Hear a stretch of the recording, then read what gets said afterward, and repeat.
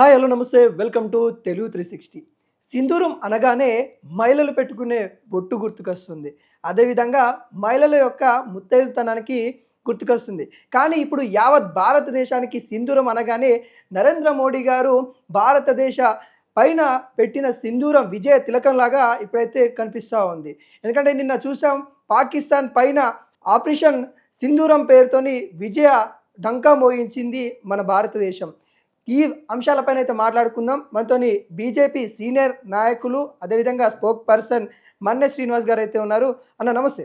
నమస్కారం అన్న, ఎలా చూస్తూ ఉన్నారు ఆపరేషన్ సింధూర్? ఎలా అనిపిస్తూ ఉంది? అసలు పేరు వినగానే మనకు ఒక వైబ్రేషన్ వస్తూ ఉంది. ఏ మహిళ నుదిట పైన బొట్టు చెరిపిలో అదే పేరుతోని తీసుకురావడం ఎలా అనిపిస్తూ ఉంది? అసలు ఏం చెప్తారు? ముందుగా 360 ప్రేక్షకులందరికీ నమస్కారం. అన్నిటికంటే ముందు ఇంకా మోడీ గారికి నిజంగా మా హృదయపూర్వక నమస్కారాలు. ఎందుకంటే ఇవాళ మనం ఇంత స్వేచ్ఛగా ఇంత సంతోషంగా ఉన్నామనంటే అది ఆయన పుణ్యమే.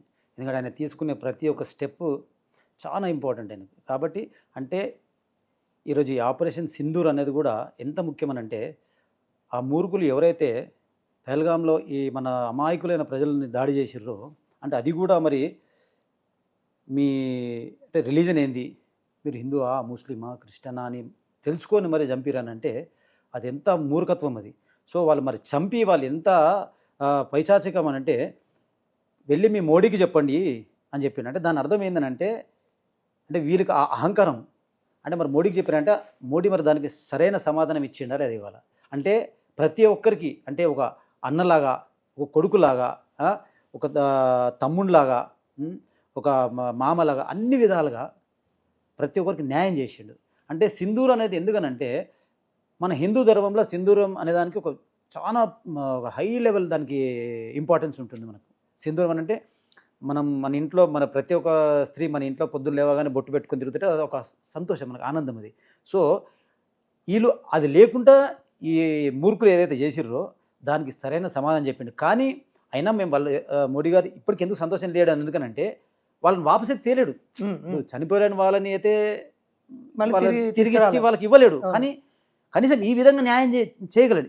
ఇదేం కాదు, ఇది జస్ట్ ఒక ట్రైలర్ మాత్రమే. ఇది ట్రైలర్ మాత్రమే. పిక్చర్ ఇంకా ముందు చాలా ఉంది. అది ప్రజలందరూ వేచి చూడాల్సిందే.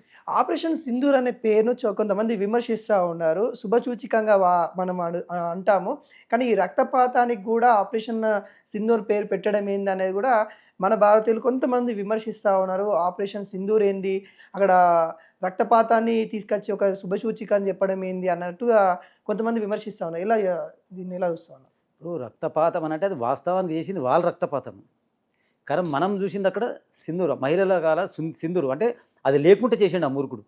అది ఎవరైతే ఉన్నారో, ఎవరైతే దీన్ని విమర్శిస్తారో, మరి వానికి సింధూరం అనే పదానికి దానికి అర్థం తెలియదు, దానికి విలువ తెలియదు. కాబట్టి అటువంటి మూర్ఖులు అటువంటి మాటలే మాట్లాడతారు. ఎందుకంటే వాళ్ళకి సింధూరం అనేది పదంకి అర్థమే తెలియదు. ఇప్పుడు మన దాంట్లో కొంతమంది అయితే సింధూరు లేకపోతే రక్తం కట్ చేసి కూడా మనం పెట్టిన సందర్భాలు ఉన్నాయి. సో సింధూరం అని అంటే ఏంది, కుంకుమతో కాబట్టి అది లేని సమయంలో రక్తంతో కూడా పెట్టిన సందర్భాలు. కానీ వాళ్ళకి ఆ విలువ తెలియదు కాబట్టి మూర్ఖులు అట్లే మాట్లాడుతుంటారు. అది ఇంకా పాకిస్తాన్ నుండి నరేంద్ర మోడీ గారికి చాలా కొన్ని థ్రెట్స్ సంబంధించిన లెటర్స్ కానీ, మిమ్మల్ని చంపేస్తామన్నట్టుగా బెదిరింపు కానీ అలా వస్తూ ఉన్నాయి. ఎలా చూస్తూ ఉన్నాయి మీ బీజేపీ పార్టీ నేతలంతా? ఇప్పుడు ఒకటి, పిచ్చోళ్ళు మూర్ఖులు ఏ చెట్టుకు రాళ్ళతో కొడతారు? పండ్లున్న చెట్టుకే రాళ్ళతో కొడతారు. మళ్ళీ ఇక్కడ మోడీ గారి దగ్గర న్యాయం ఉన్నది. అంటే మన ప్రజల కోసం, మన కోసం కొట్లాడుతున్నాడు, పోరాడుతున్నాడు. మన హిందూ ధర్మం కోసం పోరాడుతున్నాడు, మన దేశం కోసం పోరాడుతున్నాడు. సో అవతల వాళ్ళకి ఏమనిపిస్తుంటుంది, అది తప్పే అనిపిస్తుంది. ఎందుకంటే వాళ్ళకు హిందూ ధర్మం దిక్కని తెలియదు, మన దేశం మీద ప్రేమ లేదు. ఎవడు ఎన్ని మాటలు అన్నా అని కూడా దేశం మీద ఎంత దూషించినా సరే, మన దేవతలను దూషించినా సరే, హిందువులను దూషించినా సరే, మన మహిళలని అవమానపరిచినా సరే, ఏం చేసినా వాళ్ళకు చీమ కొట్టినట్టు ఉండదు. సో వాళ్ళు అంటనే ఉంటారు. కానీ మోడీది ఎంటగా కూడా వీకలేరు. వాళ్ళు ఏం చేస్తారు? వాళ్ళ ఏం సాధన లేదు. నీకు మొగోడు నిజంగా మొగోడైతే ముంగోడు వచ్చి మాట్లాడు. సరే ఇప్పుడు నిరూపించుకో, నీదేమో నీకు సాధన అయితే నీకు అలా నిరూపించుకో. ఇప్పుడు మసూద్ అజాద్ అనే ఒక టెర్రరిస్టు, మనకి ఆయన చాలా పెద్ద టెర్రరిస్ట్. గతంలో కూడా మన భారతదేశం మీద చాలా అటాక్ చేయడానికి కీలక అతను చెప్తూ ఉన్నారు. అంటే ఏదైతే జరిగిన అటాక్‌లో నేనైనా మరణిస్తే బావుండు, మా పిల్లలు మరణించారు, భారతదేశాన్ని వదిలిపెట్టేదే లేదు అన్నట్టు గూడా ఆయన కీలక వ్యాఖ్యలు చేస్తాను. ఎలా చూస్తాను వీటిని? ఇప్పుడు ఈయన బాధపడే దాంట్లో ఆయన బాధపడాల్సిన అవసరమే లేదు. ఎందుకనంటే ఈయనది కూడా టైం వస్తుంది. ఇంకేందంటే ఈయనకి నూకలు రాసున్నాయి. ఆ మురుకులు ఏంటంటే కొద్దిగా తొందరగా వేరు. హ్మ్. వీనికి కూడా పోవాల్సిన వాళ్ళ టైం కుటుంబ సభ్యులే 9 మంది దాకా వాస్తవం. అంటే ఇప్పుడు వీడు చేసుకున్న పాపమే కదా. హ్మ్. ఇప్పుడు వీని కుటుంబ సభ్యులకు మంచి దారి నేర్పిస్తే అంటే మంచి ఇప్పుడు మన మన దేశంలో మన పిల్లలకి ఏం నేర్పిస్తాము? స్కూల్కి పోయేసరికి పెద్దోళ్ళు ఎట్లా గౌరవించాలి, ఏ దేశాన్ని ఎట్లా గౌరవించాలి, ఎవరిని ఎట్లా వాళ్ళ దాంట్లో ఏం నేర్పిస్తున్నారు? పొద్దున్న లేవగానే ఆ దేశం మీద ఎట్లా రాయి ఎత్తి కొట్టాలి, బాంబులు ఎట్లా పెట్టాలి, ఎవరిని ఎట్లా చంపాలి, మన వీళ్ళు నేర్పిస్తున్నారు. అంటే నీ కొడుకు నువ్వు చంపుకున్నావా లేకపోతే వేరే వాళ్ళు చంపిరా? హ్మ్. నీకు కొడుకు ప్రేమ లేదు, నీకు ఒక దేశ ప్రేమ లేదు, నీకు ఏమీ లేదు. మరి నీలాంటివానికి బతికే అర్హతనే లేదు అసలు. నువ్వు పిల్లలు కానీ అర్హత కూడా లేదు నీకు. మరి నా పిల్లలు చనిపోయారు నువ్వు బాధపడాల్సిన అవసరం లేదు. నువ్వు పుట్టినప్పుడే నీ పిల్లల్ని ఒక సక్రమంగా ఒక మంచి దారిలో పెట్టింటే ఈ పరిస్థితి ఉండకపోతుండే కదా. వాళ్ళు అల్లా దగ్గరికెళ్ళిర్రు. ఖచ్చితంగా సమాధానం చెప్తాం. మా అల్లాకి శాంతి కలిగే విధంగా చేస్తాం అన్నట్టు కూడా వ్యాఖ్యలు చేస్తా ఉన్నారు. అంటే ఎలా చూస్తా ఉన్నారు? సరే ఒక్క మాట నేను అదే అడుగుతాడు. వాళ్ళ అల్లా దగ్గరికి వెళ్ళారని అంటున్నాడు. అంటే నువ్వు నిజంగా ముస్లింవి అయితే ఏ ముస్లిం అయినా సరే వాళ్ళ అల్లా అంటే ఏంది? వాళ్ళ దేవుడే కదా. హ్మ్. వాళ్ళు ఇప్పుడు ఎవరి మతాన్ని వాళ్ళు గౌరవించుకుంటారు. అట్లా దాన్ని మనం భేదించడానికి ఏం లేదు. సో దేవుడు ముంగటోని సింధూరాన్ని తీసేసి వాడిని చంపి నా దగ్గరకు వస్తే నేను చీరదీస్తానంటాడా? అంటే అసలు దేవుడు ఎట్లయితాడైనా? హ్మ్. కాదు కదా. అంటే వీళ్ళకు నూరిపోస్తున్నారు అది. అంటే వీళ్ళ ఖురాన్లో కూడా వాస్తవం చెప్పాలంటే వీళ్ళ ఖురాన్లో కూడా ఏ మతాన్ని కించపరిచే లేదు అని చెప్పిర్రు. ఎవరి మీద నువ్వు అంటే ముంగట వ్యక్తిని ఇబ్బంది పెట్టొద్దు అని అన్న క్లియర్గా రాసి ఉంటుంది. వీళ్ళు చదివే దాంట్లో కూడా వీళ్ళు ఏదైతే మన చదువుతారు కదా పొద్దున పూట చదివేటప్పుడు పొద్దున వీళ్ళు లేచిన తర్వాత ఈ రోజు నేను ఎట్లా చేసుకోవాలి అని చదువుకో అది వాళ్ళు ఎలా గడపాలనేది వాళ్ళు ఆలోచించాల్సింది వాళ్ళ నమాజ్ అది. మళ్ళీ సాయంత్రం చేస్తారు ఏంటంటే ఈ రోజంతా నేనేం తప్పులు చేసినా దాన్ని ఏ విధంగా నేను సరిదిద్దుకోవాలి అనే నేర్పించిండు వాళ్ళ దాంట్లో కూడా. సరే ఏ మతం అయినా సరే ఏ బుక్ హిందూ ధర్మం బుక్ ఏదుందా అని కూడా మంచి చేయాలనే చెప్తుంది. మరి మూర్ఖుడు వీనికి మసూద్ ఖాన్కి సిగ్గు శిరవేమని ఉండాలి.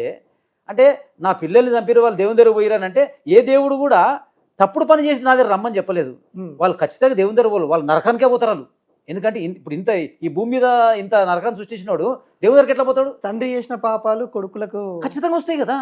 ఇప్పుడు వీడు చేసిన పాపమే కదా. ఇప్పుడు మసూద్ ఎవడైతే ఉన్నాడో వాడు చేసిన పాపమే ఎంతమంది పానాల కుటుంబాలని ఇప్పుడు ఒక మనిషిని ఇప్పుడు వాస్తవం చెప్పాలనంటే ఇవాళ పహల్గామ్లా ఎంతమంది వచ్చారు? 26 మంది వచ్చారు కదా. చనిపోయిన తర్వాత 26 మందికే నష్టం జరిగిందా? 26 కుటుంబాలకు నష్టం జరిగింది కదా. 28 మంది దాకా కౌంట్. 28 మంది 26 కానీ 26 మందో 28 మందో చనిపోలే అక్కడ. 28 కుటుంబాలు రోడ్డు మీద పడ్డాయి. ఇలా ఎంత బాధపడుతున్నారు వాళ్ళు. ఒక ఆమె వారం రోజుల కింద పెళ్లి చేసుకొని పోతే ఆమెకు సంసారం అసలు అది ఎంత బాధాకరం చెప్పు. అంటే వాళ్ళ ఆడపిల్లలు లేరా? ఇప్పటికి కూడా పాకిస్తాన్ ఈ ధోరణి మారట్లేదు. ఎందుకంటే నిన్న కూడా 15 మంది భారతీయ పౌరులని, అంటే ఇక్కడ సైనికులను లేకుంటే వేరే వాళ్ళని కాదు, భారతీయ పౌరులని మాత్రమే అటాక్ చేస్తూ ఉన్న తీరు కనబడతా ఉంది. నిన్న సాయంత్రం కూడా 15 మంది భారతీయ పౌరులని హతమార్చింది పాకిస్తాన్. ఎలా చూస్తూ ఉన్నారు? అసలు ఎందుకు ఈ ధోరణి మారట్లేదు అంటే ఏం చెప్తారు? ఇప్పుడు వీళ్ళు కుక్కతోక వంకర అంటారు కదా. వీళ్ళకి ఎంతనైనా బుద్ధి చెప్పు ఎన్ని విధాలుగా. అంటే ఇప్పుడు ఒకటి పాకిస్తాన్ తత్వం ఎట్లుంటుందనంటే ఎంతసేపు వాళ్ళు ఎంత బాగుపడుతున్నా అని చూడరు, ఎదుటోని ఎట్లా నాశనం చేయాలని ఆలోచన. అంటే పాకిస్తాన్ ఎదగకపోవడం కారణమే అది. ఇలా విడిపోయినప్పుడు మనము పాకిస్తాన్ ఒకటే తీరుండే కదా మనం. అవును. అంటే వాళ్ళు ఇలా అడుక్కునే స్థాయికి ఉన్నారు, మనము ఇచ్చే స్థాయికి ఎదిగినాము. ఇవాళ మన కోవిడ్ వచ్చినప్పుడు కూడా ఎన్ని దేశాలకు మనం మందులు ఇచ్చినాం? ఈ మూర్ఖులకు కూడా ఇచ్చినాం కదా, వీళ్ళకి కూడా ఇచ్చినాం. మరే బతుకుర్రని చెప్పినాం. అంటే మనము ఇచ్చే స్థాయికి ఎదిగినాము. వాళ్ళు ఎందుకు ఎదుగుతలేరు అంటే వీళ్ళు ఎంతసేపు అరే వీడు ఇంత పైకి ఎదిగిండు, వీళ్ళని ఎట్లా దొక్కాలి, వీళ్ళని ఎట్లా నాశనం చేయాలి, వీళ్ళ మనసులో అదే ఉంటుంది. వీళ్ళ పిల్లలకు ఏం నేర్పించదు కూడా. ఇప్పుడు పిల్లలు ఎవరైనా ఏందండి, ఇప్పుడు అక్కడ ముస్లిం పిల్లలైనా కూడా వాళ్ళదేం తప్పు ఉంటుంది చెప్పు. ఇప్పుడు మొక్క చిన్న ఉన్నప్పుడు నువ్వు దాన్ని ఎట్లా పెంచితే అట్లా పెరుగుతుంది అది. అవును. నువ్వు చిన్న ఉన్నప్పుడే పిల్లలకు నువ్వు విషం నూరు పోసిన తర్వాత మొక్క వంగింది మానేం వంగుతుంది ఇట్లా కాదు కదా. సో నువ్వు వీళ్ళకి తప్పు కాదు అది. వీళ్ళు పెంచే పెంపకం ఏదైతుందో వీళ్ళకి ఇప్పుడు ఏదైతే నూరుతున్నారు, విషం ఏదైతే నూరుతున్నారో. ఇప్పుడు మన దేశంలో ఉండి ఫర్ ఎగ్జాంపుల్ అక్బరుద్దీన్ వయసు ఉన్నాడు. ఇప్పుడు ఏం మెసేజ్ ఇస్తుండే ఆయన ఇక్కడ ఉండే? ఫస్ట్ నీకు ఏంటంటే మొన్న మధ్యలో మీరు చూసినట్టయితే 15 నిమిషాలు టైం ఇస్తే చాలు పోలీసులను పక్కకు జరిపితే 100 కోట్ల హిందువులను చంపేస్తాను అన్నాడు. అనంటే ఎంత పెద్ద టెర్రరిస్ట్ ఈయన. అంటే ఇప్పుడు ఇక్కడ ఈ టెర్రరిస్టులేమో చెప్పకుండా వచ్చి చంపుతున్నారు, ఈయన టైం అడిగి చంపుతా అంటున్నాడు. మరి ఈ విషయంలో మరి సెంట్రల్ గవర్నమెంట్ ఎందుకు ఇన్వాల్వ్మెంట్ తీసుకోవట్లేదు? సరే, ఒకటి అదే చెప్తున్నాను. ఇప్పుడు సెంట్రల్ గవర్నమెంట్ ఇన్వాల్వ్మెంట్ తీసుకోదని అనుకోండి, ఇక్కడ గవర్నమెంట్ ఏముంది, బీఆర్ఎస్ ఉండే, ఇది మొన్నదాకా కాంగ్రెస్ ఉండే. సో సెంట్రల్ గవర్నమెంట్ ఈ స్టేట్ గవర్నమెంట్లో వచ్చి తలదూర్చడానికి వాళ్ళకి రైట్స్ ఉండవు. సో వీళ్ళకి సిగ్గుశరం ఉండాలి కదా. ఇక్కడ టీఆర్ఎస్ కానీ కాంగ్రెస్ కానీ నాయకులకు కానీ వీళ్ళకి సిగ్గుశరం ఉండాలి. ఏమని, అరే వీడు ఎవరినన్నాడు, మొత్తం హిందూ, యావత్ దేశం హిందువులను అన్నాడు. మరి హిందువులు నువ్వు హిందువు కాదా అంటే నీ పిల్లల్ని చంపదంటే నువ్వు ఊకుంటావా? అంటే కేవలము నీ రాజకీయం కోసము, అంటే నీకు రాజకీయం నీ అంటే పబ్బం గడుకోవాలి, నువ్వు రాజకీయంలో ఎదగాలి అనే ఆలోచనతోని నువ్వు వీళ్ళ సపోర్ట్ కావాలంటున్నావు. మరి అది బీజేపీ ఎప్పుడైనా వీళ్ళ సపోర్ట్ తీసుకుందా? ఏమన్నది ఎప్పుడు బీజేపీ స్లోగన్ ఏంది, nation first, party next, self last అన్నది. మరి ఇక్కడ న్యాయం చేస్తుందా లేదా? నేషన్ అంటే దేశమే మాకు ముఖ్యమని అంటుంది, మాకు ఇటువంటి మూర్ఖులతో మాకు అవసరమే లేదు అని అంటుంది. వీడు ఇంత అన్నందుక అందుకే నేను ప్రతి ఒక్క ప్రజలకి చూసే ప్రతి ఒక్క ప్రేక్షకుని ఒకటే రిక్వెస్ట్ చేయడం ఏంటంటే, ఒక్కసారి ఆలోచించండి, మన భవిష్యత్తు మన పిల్లలు. అంటే మనం పిల్లల్ని ఏ దారిలో నడిపిస్తున్నామో మన దేశ భవిష్యత్తు అదే విధంగా ఉంటుంది. అంటే ఇలా మరి అక్బరుద్దీన్ కానీ వీళ్ళు ఎవరైనా ఇంత క్లియర్గా మన హిందువులను టైం ఇస్తే 15 నిమిషాలు టైం ఇస్తే నరికి చంపేస్తానంటున్నాడు. మరి అటువంటి అన్నప్పుడు ఈ కాంగ్రెస్ పార్టీ కానీ ఇక్కడ బీఆర్ఎస్ పార్టీ కానీ వీళ్ళ మద్దతు లేకుండా గవర్నమెంట్ ఫామ్ చేస్తుందా? చేస్తలేదు. అంటే ఇండైరెక్ట్గా వీళ్ళు వాళ్ళకు మద్దతు చెప్తున్నట్టే కదా. అంటే వీళ్ళు కూడా ఆ ముస్లిం పార్టీయే కదా మరి అన్నప్పుడు మీరు ఒక్కసారి ఆలోచించండి, మన దేశ భవిష్యత్తు ఇప్పుడు ఈ ఆల్రెడీ ఆల్మోస్ట్ ఆల్ మన సగం తరం అయిపోయింది. ఇప్పుడు వచ్చే తరం మన బాగుండాలి, మంచిగా ఉండాలి అనుకుంటే ఖచ్చితంగా నేను చెప్తున్నా కదా, మనకు మంచి ప్రభుత్వం అంటే మీరు ఆలోచించుకోండి. ఇప్పుడు నేను ఈ పాటలో ఉన్నానని చెప్పి నేను ఈ దానికి అనట్లేదు. మీరు ఆలోచించుకునే శక్తి మీకు ఉంది, అది గ్రహించే శక్తి మీకు ఉంది కాబట్టి ఆలోచించి నిర్ణయం తీసుకోవాలి ఎప్పుడైనా. ఇంకోటి, మొన్న పహల్గామ్ అటాక్ తర్వాత చాలామంది నరేంద్ర మోడీ గారిని విమర్శించారు. ఇక్కడ ఆర్ఎస్ఎస్ భావజాలం ఉన్న వాళ్ళ వల్లనే జరిగింది, ఇక్కడ ఆర్ఎస్ఎస్ తొలగిపోతే ఇలాంటి ప్రమాదాలు ఏం జరగవు అన్నట్టు కూడా చాలా విమర్శించారు. ఎలా చూస్తున్నారు వీటిని? అట్లా అనేటువంటి సిగ్గు శరమేమని ఉండాలి. ఇప్పుడు గతంలో 26/11 ఏదైతే దాడి జరిగిందో ముంబైలో తాజ్లో, అక్కడ కసబ్ వాళ్ళు ఏం చేసిరనంటే కూడా ఒక ఆరెంజ్ కలర్ తాడు కట్టుకోమని చెప్పారు అనమాట. ఏందనంటే ఈ దాడిని బీజేపీ వాళ్ళ మీద నెట్టేద్దాము అంటే, అక్కడ కూడా దాన్ని రాజకీయం చేయడానికి, నీచులు రాజకీయం చేయడానికి చూసారు. సో ఇక్కడ దాని తర్వాత ఏమైంది, మన కానిస్టేబుల్ అంటే ఒక వీర కానిస్టేబుల్ ఆయన ఏం చేయండి, పట్టుకునేటప్పుడు 40 బుల్లెట్లు దిగినాయి ఆయన బాడీ లోపల. దిగిన తర్వాత ఆయన అంటే సజీవంగా పట్టుకున్న తర్వాత విచారించిన తర్వాత అప్పుడు మనకేం తెలిసింది, టెర్రరిస్ట్ లేదని తెలిసింది. ఒకవేళ అతను కూడా చనిపోయి అంటే, ఎవరు చెప్పకపోయింటే దాన్ని ఇది చేస్తుండే కదా. మరి అప్పుడు అట్లా ఈ మూర్ఖులు చేయబట్టికే మన దేశం ఇట్లా అవుతుంది. ఇంకోటి మీరు మొన్న చూసినట్టయితే రాబర్ట్ వద్రా, ఇంత మూర్ఖుడు మన దేశంలో వండుకుంటా నువ్వు అసలు ఏం మెసేజ్ ఇద్దామనుకుంటున్నా నాకు అర్థం కాదు. ముస్లిమ్స్ అంట ఇక్కడ ఇన్సెక్యూర్గా ఫీల్ అవుతారు కాబట్టి ఈ దాడి జరిగిందంటే, అంటే నువ్వు ముస్లింవా, నువ్వు హిందువా, నువ్వు క్రిస్టియన్వా, ఫస్ట్ నువ్వు ఇది తెలిసి చెప్పాలి. ఇప్పుడు మీ బామ్మర్ది రాహుల్ గాంధీ అయినా సరే, రాహుల్ విన్సీ అని కూడా అంటారు ఆయనని, ఈయన హిందువా ముస్లిమా క్రిస్టియన్ అమ్మ మొదలు ఇది ప్రజలకు ఇది ఒకటి చెప్పాలి. అంటే ఎలక్షన్ వచ్చినప్పుడు గుళ్ళకు పోవాలంటే జంజనం వేసుకొని పోవడము, లేకపోతే చర్చిలకు పోవాలంటే నువ్వు ఏదో క్రాస్ వేసుకొని పోవడము, ఇదొక మస్జిద్లో టోపీ, అది ముఖ్యం కాదు. నీకు దేశ ప్రేమ ఉందా లేదా? ఫస్ట్ నువ్వు ఇక్కడ సిటిజనా కాదా నువ్వు అది చెప్పాలి. నీకు ఫస్ట్ థింగ్ ఇంకోటి, దాన్ని ఇంకసేపు మాట్లాడదాం కానీ నీకు డ్యువల్ సిటిజన్షిప్ ఉంది, దాంట్లో లోపల పోతావు. ఇప్పుడు నువ్వు ఖచ్చితంగా నీకు డ్యువల్ సిటిజన్షిప్ ఉన్నది ఇల్లీగల్. అది డ్యువల్ సిటిజన్షిప్ అంటేనే ఇల్లీగల్. అది ఇన్ని విషయాలు మీకు తెలిసిన విషయాలు ఏవైతే రాహుల్ గాంధీ గురించి చెప్తా ఉన్నారు కదా, ఎందుకు కేంద్ర గవర్నమెంట్కు తెలియదా ఇవన్నీ? ఎందుకు చర్యలు తీసుకోలేకపోతా ఉన్నారు రాహుల్ గాంధీ మీద? తీసుకుంటారు, సమయం సందర్భం బట్టి తీసుకుంటారు. ఇంకోటి ఏంటంటే, ఇవి కొన్ని పర్సనల్ విషయాలు కాబట్టి మనం దాని మీద ఇంటర్ఫేర్ చేయలేదు. కానీ నీకు ఈ దేశంలో ఉండి ఈ దేశాన్ని విమర్శించే హక్కు లేదు నీకు అంటున్నా నేను.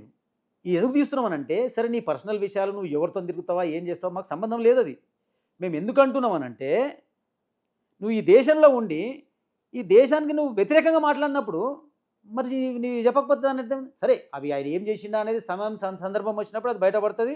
అది చట్టాలు ఏముందో దాని ప్రకారంగా అది పోతుంటుంది. ఇప్పుడు దాని మీదనే వీళ్ళు పోయేది కూడా ఉన్నది. నరేంద్ర మోడీ గారు స్వేచ్ఛగా తిరగచ్చు, ఇక్కడ జమ్మూ కాశ్మీర్లో ఎటువంటి టెర్రరిస్టులు ఏమీ లేదు, మీరు రండి అనే పర్యాటకులు ఎవరైతే ఉన్నారో వాళ్ళని పిలవడం వల్లనే ఈ అటాక్ జరిగింది. అక్కడ సమాధానం చెప్పేది నరేంద్ర మోడీ గారే సమాధానం చెప్పాలి యావత్ భారతదేశానికి అన్నట్టు కూడా కొన్ని విమర్శలు వచ్చాయి. ఎలా చూస్తాను ఇది? ఒక్కటి అంటే నేను మీ ముస్లిం సోదరులకు, అన్నదమ్ములకు, అందరికి, అక్క చెల్లెలకు అందరికి ఒకటే నేను అడగదలుచుకుంది ఏంటంటే, మీకు నిజంగా శత్రువు ఎవరు? ఉమ్, మీరు అది గ్రహించాలి. మీకు శత్రువు మీ వాళ్ళే.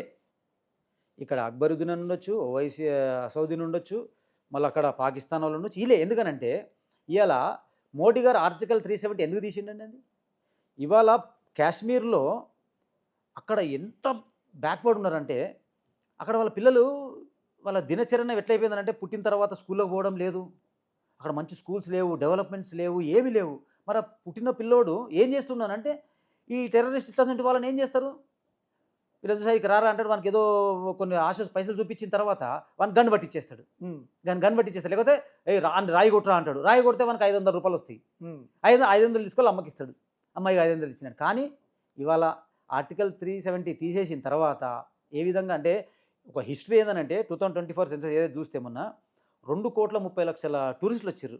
ఉమ్, అంటే ఇవాళ వాళ్ళకి ఎంత ఉపాధి ఏంటంటే, ఒకటి ఏది మన షాళ్ళు అమ్ముకునేటోళ్ళు కానీ, ఇక్కడ పోనీలు నడిపించుకునేటోళ్ళు కానీ, ట్యాక్సీ వాళ్ళు కానీ, హోటల్స్ కానీ, ఇక్కడ మీరు అక్కడ పైన చూసుకెళ్తే చిన్న చిన్న అది మన ఏమంటారు ఇట్లా మ్యాగీ వండుకొని కూడా ఇలా ప్రతి ఒక్క పిల్లోడు కూడా అంటే ఏమంటారు మన కరప్షన్ లేకుండా అంటే స్వచ్ఛమైన పైసలు అంటే కష్టపడ్డ పైసలు ఉమ్, కష్టపడ్డ పైసలు తీసుకొచ్చి వాళ్ళ అమ్మ చేతిలో పెడుతుంటే ఆ మార్పు ఎంత బాగుంది. మరి అదే నువ్వు టెర్రరిస్ట్గా మారినామనుకో, అది ఎట్లుంటుంది? నేను బయట స్వేచ్ఛగా తిరగలేవు.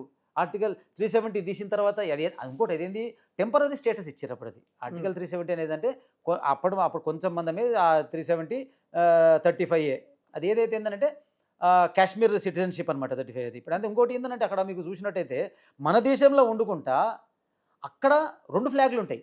ఉమ్, మన ఇండియా ఫ్లాగ్ ఉంటుంది, కాశ్మీర్ ఫ్లాగ్ ఉంటుంది. మళ్ళీ ఏ బండి మీద చూసినా కూడా 2 ఫ్లాగ్లు ఉంటాయి. ఉమ్, మళ్ళా ఇంకోటి ఆశ్చర్యకర విషయం ఏంటంటే, ఒకవేళ బై ఛాన్స్ కాశ్మీర్ అమ్మాయి గిట్ట ఇండియన్ అబ్బాయిని గిట్ట పెళ్లి చేసుకుంటే కాశ్మీర్ అమ్మాయికి కాశ్మీర్ సిటిజన్షిప్ పోతుంది. మరి అదే కాశ్మీర్ అమ్మాయి పాకిస్తాన్ నుంచి చేసుకుందనుకో, ఆ సిటిజన్షిప్ అట్నే ఉంటుంది, ప్లస్ పాకిస్తాన్ వరకు ఇండియన్ సిటిజన్షిప్ వస్తుంది. అంటే ఈ లాజిక్ చూసిరా? ఉమ్, ఉమ్, అంటే ఇది ఎంత ఈజీ. ఒక టెర్రరిస్ట్ మన ఇండియాకి రావాలనుకుంటే, అంటే ఇది పెట్టింది ఎవరు? అప్పటి ప్రభుత్వంలో ఉన్నప్పుడు నెహ్రూ పెట్టిన ఇది. అంటే ఎవరికి లాభం చేయనికి ఇది? అంటే మన దేశానికి నష్టమే కదా ఇది. ఎక్కడ లాభం అయితే లేదు కదా. ఉమ్, ఇలా ఎంత స్వేచ్ఛగా ఎంత తిరిగేది ఎలా అక్కడ మన కాశ్మీర్లో మనం వెళ్ళాలంటే మన ఐడి కార్డు చూపించి అప్పుడే వాళ్ళు మనం పర్మిషన్ ఇస్తుండే. ఇలా అట్లా ఏం లేదు. అక్కడ మనం ల్యాండ్ కొనే రైట్ లేకుండే మనకు. ఇలా మనం ల్యాండ్ కొనుక్కోవచ్చు, మనం బిజినెస్ చేసుకోవచ్చు, అన్నీ చేసుకోవచ్చు. అంటే ఇలా ఎంత డెవలప్మెంట్స్ జరుగుతున్నాయి. కాబట్టే ఇక్కడ కాశ్మీర్ ప్రజలే వాళ్ళని వ్యతిరేకిస్తారు. ఎందుకనంటే మీరు చేయబట్టి వాళ్ళని ఇలా మాకు ఎవరు మన ఈ టెర్రరిస్ట్ దాడులు జరుగుతున్నాయి, ఈ టూరిస్టులు రాలేకపోతున్నారు, టూరిస్టులు వస్తే మేము ఎదుగుతాం కదా. అవును. సో వాళ్ళంతా ఏంది, వాళ్ళంతా మళ్ళీ రోడ్డు మీద పడ్డారు. వాళ్ళంతా వాళ్ళకి శత్రువు, నిజమైన శత్రువులు వాళ్ళు వీలే కదా. కాశ్మీర్లో 2 విషయాలు మనం గమనించినట్లయితే ముస్లింల ఉద్దేశించి, ఒకటి ఏంటంటే అక్కడ హెల్ప్ చేసే వాళ్ళు, అక్కడ అంటే ఏదైతే పహల్గాము దాడి జరిపినప్పుడు హెల్ప్ చేసింది అంటే ఇండియన్స్కి హెల్ప్ చేసింది ముస్లిం వాళ్ళు ఉన్నారు. అదేవిధంగా టెర్రరిస్టులకి హెల్ప్ చేసిన వాళ్ళు ముస్లిం వాళ్ళే ఉన్నారు. ఎలా చూస్తూ ఉన్నారు? అక్కడ హెల్ప్ చేసిన వాళ్ళు ముస్లిమే ఉన్నారు, ఇక్కడ హెల్ప్ చేసిన వాళ్ళు కూడా ముస్లింలే ఉన్నారు. ఈ ధోరణి ఎలా చూస్తూ ఉన్నారు? ఇప్పుడు ఒకటి, మనం అందరు ముస్లిమ్స్ చెడ్డవాళ్ళు మనం అనలేము కదా. మనం ఏమనలేదు, మనం అట్లా లేము కాబట్టి మనం ఇప్పుడు మన ఇంటి పక్కకు కొంతమంది ముస్లిమ్స్ ఉన్నారు, అన్నదమ్ముళ్ళగా మనం కలిసి ఉన్నాం కదా. అవును. ఇప్పుడు వీళ్ళు అట్లా లేరు కదా. కానీ వీళ్ళు అక్కడ ఏంది, కొంతమంది మాత్రమే బయటికి వచ్చి వీళ్ళ పేరు ఖరాబ్ చేస్తున్నారు. సో మనం ఎక్కడ మనము ముస్లిమ్స్ మా చెడ్డవాళ్ళు ముస్లిమ్స్ ఎట్లా ఉంటారు మనం ఎప్పుడు చెప్పలేదు కదా. మనం ఎప్పుడు విమర్శలు అందరితో కలిసి ఉంటున్నాం మనం. ఇలా మా పార్టీలో కూడా ఇంతమంది ముస్లిమ్స్ లేరా? మైనార్టీలు ఉన్నాయి మా దాంట్లో. మరి ముస్లిమ్స్కి ఇలా బీజేపీ న్యాయం చేస్తలేదా? ఇలా త్రిబుల్ తలాక్ తీసిరు కదా. ఇలా త్రిబుల్ తలాక్ తీస్తే లాభపడ్డది ఎవరు? త్రిబుల్ తలాక్ తీస్తే ఇలా ఎంతమంది మోడీని ప్రేస్ చేస్తున్నారు? ఎందుకు అంటే కాశ్మీర్లో ఉన్న ముస్లింలకి మార్పు ఎందుకు తేలేకపోతా ఉన్నారు? ఎందుకు వాళ్ళు టెర్రరిస్టులకి సపోర్ట్ చేస్తూ ఉన్నారు? కొంతమంది ఎందుకు ఉంటా ఉన్నారు? ఇప్పటికి కూడా స్వాతంత్రం వచ్చి ఇన్ని రోజులైనప్పటికి కూడా ఇంకా ఎందుకు ఉంటా ఉన్నారు? గతంలో కాంగ్రెస్ ఉన్న పీరియడ్లో ఉన్నప్పుడు నిజంగా మీరు అన్నట్టు ఆ మార్పు లేకుండే, వాళ్ళకి ఇది లేకుండే. కానీ మోడీ గారు వచ్చిన తర్వాత దానికి మొత్తం ఆపోజిట్ జరిగింది. ఇప్పుడు మీరు ఇంతకుముందు చూసినట్టయితే ఏ దాంట్లో చూసినట్టయితే చూడు, ఇంతకుముందు కూడా మీరు కాంగ్రెస్లో ప్రభుత్వం ఉన్నప్పుడు మీరు గమనించారో లేదో, ఇన్ని దాడులు జరిగినాయి కదా మన మీద. ఇన్ని దాడులు జరిగినప్పుడు మన ఇండియా వాళ్ళు ఏం చేసారు, బతిలాడు మీకు దండం పెడతా ప్లీజ్ మా మీద దాడి చేయకూడని చెప్పి బతిలాడుకున్నారు పాకిస్తాన్లోని. ప్లస్ మరి వేరే కంట్రీలో పోయి జర వీళ్ళకి చెప్పు మా దగ్గర దాడి చేయొద్దని చెప్పి ఇలా బతిలాడుకున్నారు వీళ్ళు. మరి ఇప్పుడు ఏమైంది ఇలా వాళ్ళు పోయి బతిలాడుకుంటున్నారు. మరి ఇంకోటి అప్పుడు కూడా వీళ్ళు మేము న్యూక్లియర్ దాడి చేస్తాం, న్యూక్లియర్ దాడి చేయడం అంటే అంత ఈజీయా? వీళ్ళు ఏదో భయపెట్టిస్తారు, కానీ వీళ్ళు నటించారు. వీళ్ళంతా ఎవరు, కాంగ్రెస్ వాళ్ళు ఏంటంటే మేము మీ ఎంట ఉన్నట్టు నటించారు, కానీ వాస్తవానికి వీళ్ళందరూ వాళ్ళతో ఉన్నారు. ఇలా మరి ఎందుకు మరి వాళ్ళు అదే మాట చెప్తున్నారు కదా, మేము న్యూక్లియర్ వెపన్ రిలీజ్ చేస్తాం చేసుకో, నీకు శాతం అయితే చేయి మరి.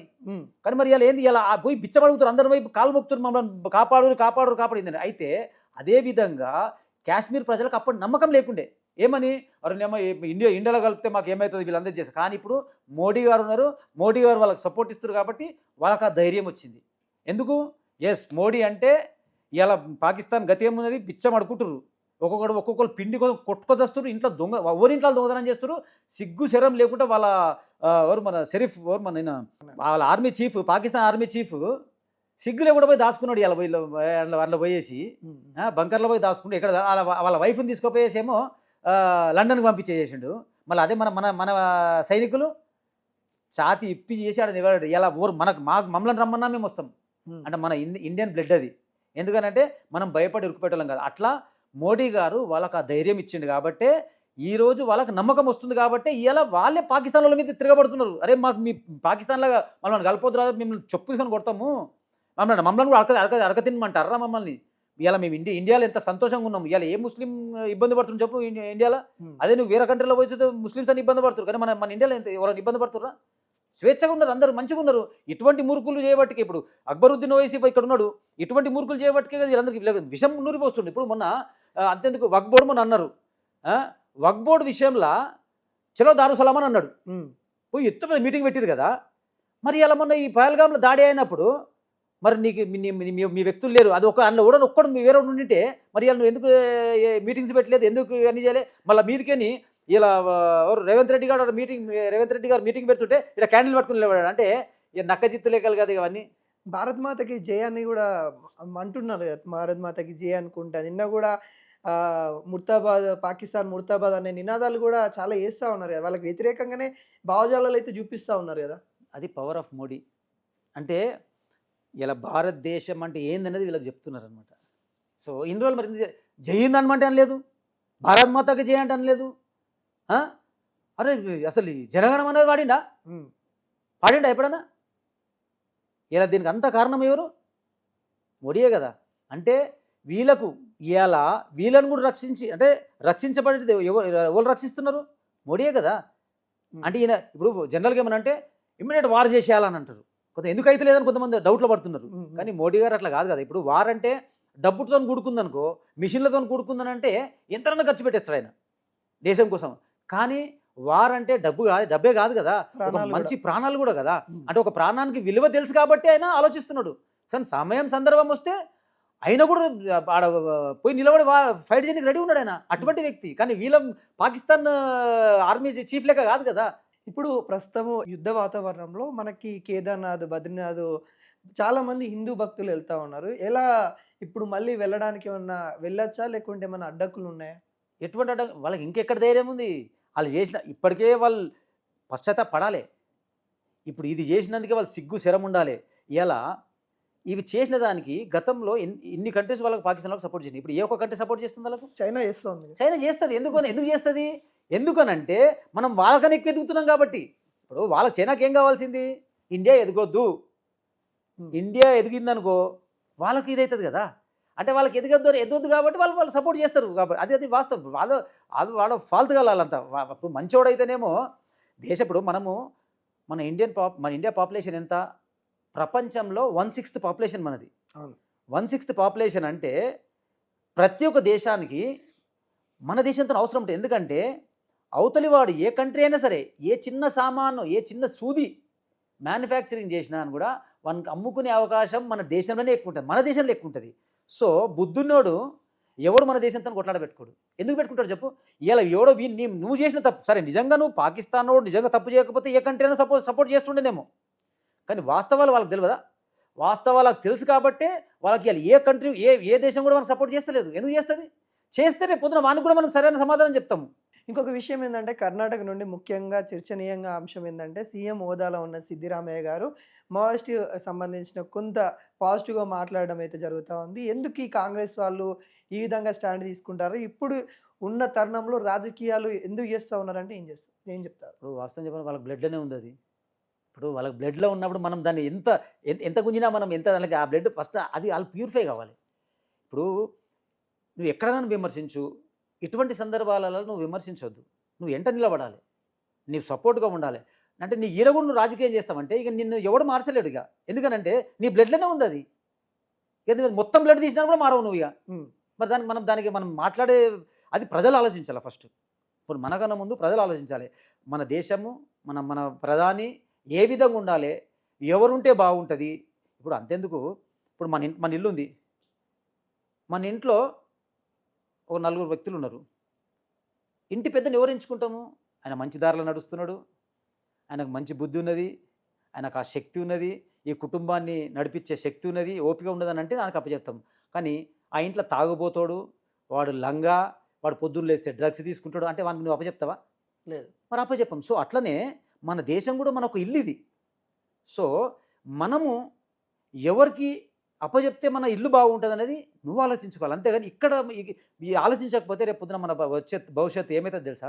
మన పిల్లలు పోయి రోడ్ల మీద పంచర్ షాపులలో, ఎక్కడనో సైకిల్ షాపులలో, లేకపోతే మెకానికల్ చేసుకుంటానో అవి చేసుకుంటూ కూర్చోవాల్సింది అంతే. ఇంకోటి పాకిస్తాన్ నుండి బెదిరింపులు ఏంటంటే ముఖ్యంగా హైదరాబాద్ కూడా బెదిరింపులు వస్తూ ఉన్నాయి. హైదరాబాద్లో కూడా మేము చెప్పకుండానే కొన్ని కార్యక్రమాలు చేయబోతూ ఉన్నాం అన్నట్టుగా కొంత ఇంటెలిజెంట్ బ్యూరో కానీ వాళ్ళు చెప్తున్న తరుణం కనబడుతుంది. హైదరాబాద్లో కూడా హై అలర్ట్ ప్రకటించిన పరిస్థితి వచ్చింది. ఎలా వస్తూ ఉన్నారు ఈ హైదరాబాద్ వేదికగా టెర్రరిస్టులు ఏ విధంగా ఉండబోతారు? ఇది నిజంగా చాలా సీరియస్ మ్యాటర్. దీన్ని మనం చాలా సీరియస్గా తీసుకోవాలి. ఎందుకంటే మన దగ్గర స్లీపర్ సెల్స్ చాలా మంది ఉన్నారు. ఇవాళ మేము చూసినట్టయితే మన ఎలక్షన్లో కూడా మేము పనిచేసినాము. అసలు ఆశ్చర్యం ఏంటంటే ఒక్కొక్క ఇంట్లో 500, 600 ముస్లిం ఓట్లు ఉన్నాయి. అవి ఏడికని వచ్చినాయి?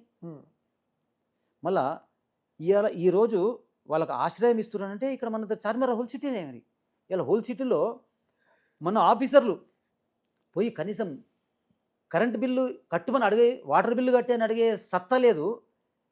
మరి ఇట్లా ఉంటుంది అంత దానికే ఉన్నప్పుడు వీళ్ళు ఇట్లా ఉంటుంది స్లీపర్ సెల్ ఎంతమందిని ఇంట పెట్టుకుని ఉంటారు? సో ఇది మనకు ఎంత ప్రమాదం అని అంటే ఇది ఒక మళ్ళీ పాకిస్తాన్ తయారవుతుంది. సో దీన్ని మనం చాలా సీరియస్గా తీసుకోవాలి. ఇక్కడ ఉన్న ముఖ్యమంత్రి గారు కూడా నాకు తెలిసి అతను కూడా ఒక మంచి డిసిషన్ తీసుకుంటాడు. ఎందుకంటే ఆయనకు కూడా దేశభక్తి ఉన్నది కాబట్టి అని మేము అనుకుంటున్నాం. కాబట్టి ఖచ్చితంగా దీని మీద చాలా సీరియస్ యాక్షన్ తీసుకోవాలి.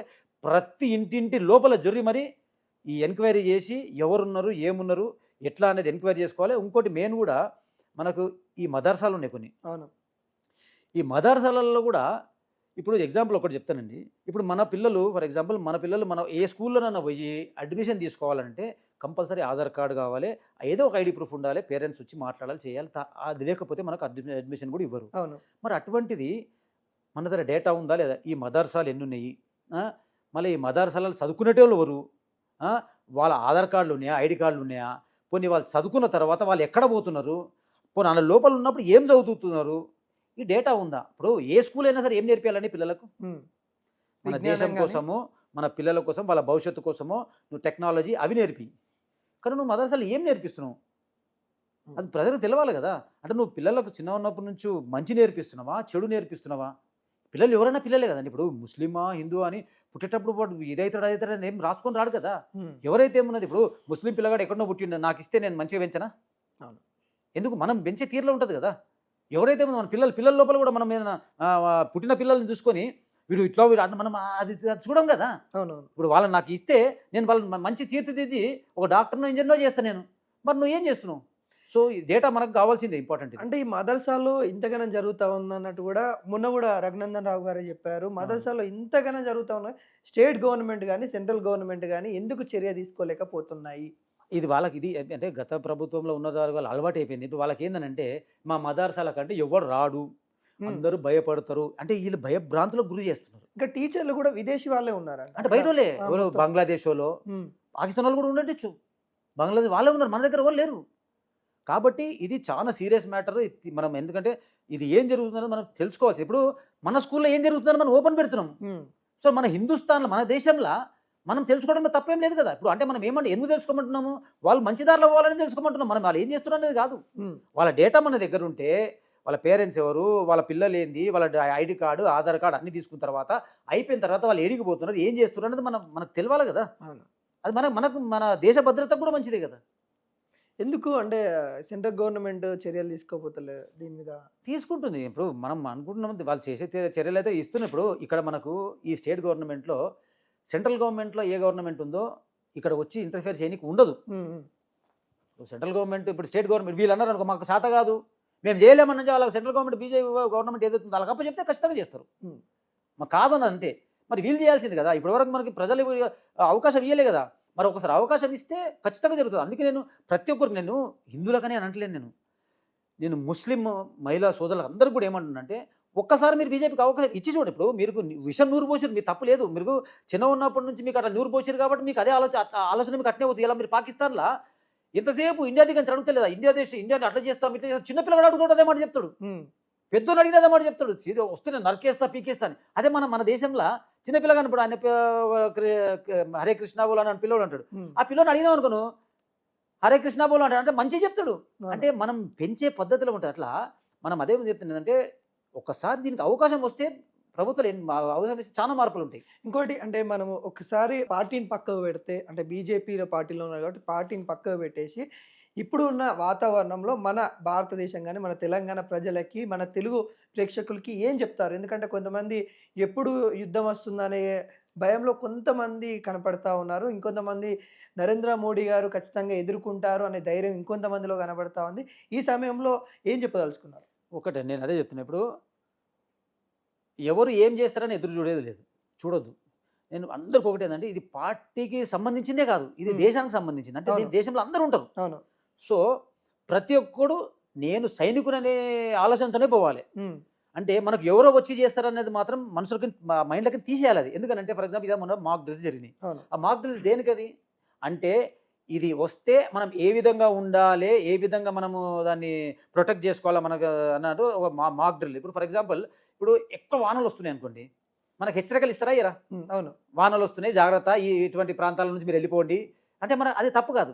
ఎందుకు మనకు అది అవేర్నెస్ ఇస్తుంది. ఇది కూడా ఏంటంటే ఇది మన దేశానికి సంబంధించింది కాబట్టి ఇప్పుడు మీకు అనుకోకుండా ఇప్పుడు మీ దగ్గర ఎవరైనా మీ ఏరియాలో ఫర్ ఎగ్జాంపుల్ ఇప్పుడు ఒక కొత్త వ్యక్తి కనిపించిండు, అనుమానాస్పదంగా ఉన్నాడు, లేకపోతే అనుమానం ఎక్కడన్నా డౌట్ ఉన్న మీకు వస్తువులు ఎక్కడైనా కనిపించినాయి, అటువంటివి ఉంటే మీరు ఇమ్మీడియట్గా మీరు రియాక్ట్ అయ్యేసి దాని ఫొటోస్ తీసుకొని ఏదైనా చేసి మీ కన్సర్న్ దగ్గర ఉన్న పోలీస్ స్టేషన్కో లేకపోతే ఎక్కడైనా సరే ఇప్పుడు అంటే అనుమానాస్పదంగా ఉన్న టిఫిన్ బాక్స్ కానీ బ్యాగ్స్ కానీ ఏ వస్తువులు కానీ ఏదైనా ఇన్ఫర్మేషన్ ఇవ్వాలి కంపల్సరీ. ఎందుకంటున్నానంటే ఇప్పుడు ఫర్ ఎగ్జాంపుల్ ఒక ఏరియా ఉంటుందండి, దానికి ఒక పోలీస్ స్టేషన్ ఉంటుంది.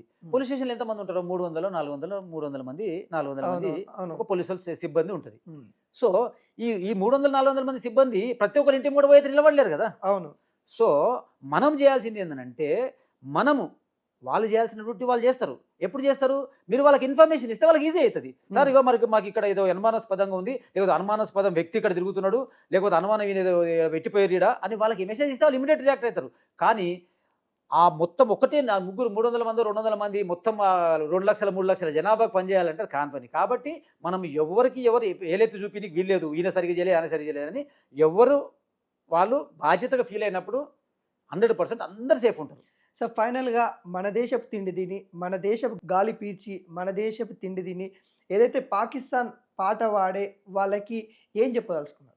మన దేశంలో ఉండి మన తిండి తిని మన గాలి పీల్చి చేస్తున్నంటే జిస్ థాలీ మే ఖానా ఉసి మే థూకునా, అంటే ఏం లంచంలో కంచంలో తింటున్నావో అందులోనే ఉమ్ముస్తున్నావు. అటువంటి మూర్ఖులని వెంటనే ఈ దేశం నుంచి తరిమి కొట్టాలి. అంటే ప్రతి ఒక్క పౌరుని బాధ్యత అది. అంటే ఎవరో ఏదో చేయాల్సిన అవసరం లేదు. ప్రతి ఒక్కరిది ఆ మాట మాట్లాడినోడు ఈ దేశంలో ఉండే అర్హతనే లేదు. నువ్వు ఎట్టి పరిస్థితి దేశంలో ఉండడానికి వెళ్ళలేదు. మొన్న ఒక ఎమ్మెల్యే కూడా పాకిస్తాన్కి మద్దతుగా మాట్లాడినందుకు తను అరెస్ట్ కూడా చేయడం జరిగింది. ఇవి ఎలా చూస్తా ఉన్నారు? ఇక వానికి సిగ్గు శరం ఉండాలి. అదే చెప్తున్నా, అదే చెప్పినా నేను. ఇప్పుడు అది చేయగానే ఇమీడియట్ యాక్షన్ అయితే తీసుకున్నారు కదా, మీరు అరెస్ట్ చేసారు. అయితే ఇంకోటి నేను అనేది కూడా ఏంటంటే ఎటువంటి వ్యక్తులు అంటే నేను గవర్నమెంట్కి కూడా నేను ఒక చిన్న సజెషన్ ఏంటంటే ఎవరైతే మన దేశానికి వ్యతిరేకంగా మాట్లాడతారో వాళ్ళు మన ఈ కంటెస్ట్ చేయడానికి వీలు లేకుండా వాళ్ళని ఒక జీవో తీసుకురావాలి, బ్లాక్ లిస్ట్లో పెట్టాము. బ్లాక్ లిస్ట్లో పెట్టాలి. ఇప్పుడు మన అక్బరుద్దీన్ అంత క్లియర్గా చెప్పిండు, నేను టైం ఇస్తే నేను చంపేస్తా అన్నాడు. రేపు పొద్దున వీళ్ళందరూ కలిసి సీఎం చేస్తే నిజంగా చంపాడా? మరి ఇది మనకు ఒక హెచ్చరికనే కదా, అంటే మనకు ఇదే కదా. సో ఒక జీవో ఎట్లా తీసుకురావాలంటే మన దేశంలో ఉండి మన దేశానికి వ్యతిరేకంగా ఎవరైనా మాట్లాడితే ఇమ్మీడియట్ వన్ సిటిజన్షిప్ రద్దు చేయాలి, ప్లస్ వానికి అన్ని గవర్నమెంట్ బెనిఫిట్స్ అన్నీ తీసేయాలి, గాలి పీల్చుకుంటుండిగా. ప్లస్ లీడర్లు నాయకులు మాట్లాడిరనుకో వాడికి ఎలక్షన్లో కంటెస్ట్ చేసే రైట్ ఇవ్వద్దు, ఇవ్వకపోతే ఇవన్నీ మారుతాయి. ఇవాళ ఎందుకనంటే వానికి ఆ రైట్ ఇచ్చిన తర్వాత వాని చుట్టుముట్టు ఎవరు పెడుతున్నారు? ఇవాళ మనం నేను నువ్వు మనం పైసలు కడితే, మనం ట్యాక్సులు కడితే వానికి సెక్యూరిటీ నిలబడ్డారు. ఎవరు అంటే మనం చంపుతా అన్నటోనికి మనం కట్టే ట్యాక్స్ పైసలతోనే వానికి ఇలా గన్మెన్ నిలబడ్డారు. అంటే అది మనకు ఏం మెసేజ్ ఇస్తున్నారు అంటే మనం చంపుతా అని చెప్పి మనమే సంపురా భయ్ అని చెప్పి మనమే ఆయన సెక్యూరిటీ ఇస్తున్నాం. సో ఇది తప్ప కదా. సో ఇది మారాలి. మన దేశానికి ఎప్పుడైతే ఎవరైనా వ్యతిరేకంగా మాట్లాడారో వానికి మన దేశంలో ఉండే హక్కే లేదు. ఓకే, థ్యాంక్ యూ అన్న, సూపర్, మంచి సబ్జెక్టు అందించారు మాకైతే. చూసారు కదా, భారత ప్రతి పౌరుడు కూడా ఒక సైనికుల్లాగా ఉండాల్సిన మూమెంట్ వచ్చింది. ప్రతి ఒక్కరు కూడా మీ వంతు బాధ్యతగా ఎక్కడైనా అనుమానాస్పదంగా ఏం కనిపించినా కానీ పోలీసు వాళ్ళకి ఇన్ఫర్మేషన్ ఇవ్వండి. ఎవరైనా కానీ అనుమానాస్పదంగా కనిపిస్తున్నా కానీ వాళ్ళను పట్టించే ప్రయత్నాలు ప్రతి ఒక్క తెలంగాణ పౌరుడు కావచ్చు, భారతీయ పౌరుడు కావచ్చు చేయాలని కోరుకుంటూ మరొక వ్యక్తితో మళ్ళీ మీ ముందుకు వస్తా. సైనింగ్ ఆఫ్, మీ అనిల్.